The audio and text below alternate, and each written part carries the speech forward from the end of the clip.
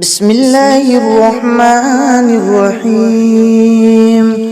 اقرأ باسم ربك الذي خلق خلق الإنسان من علق اقرأ وربك الأكرم الذي علم بالقلم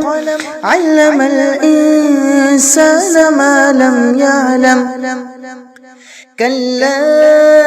إن الإنسان ليطغى أن رآه استغنى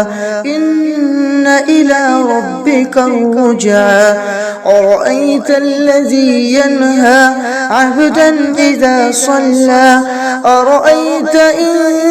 كان على الهدى أو أمر بالتقوى أرأيت إن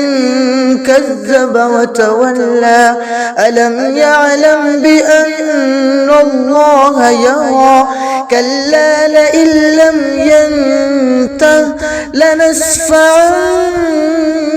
بالناصية ناصية كاذبة خاطئة فليدع نادية سندع الزبانية كلا لا تطعه واسجد واقترب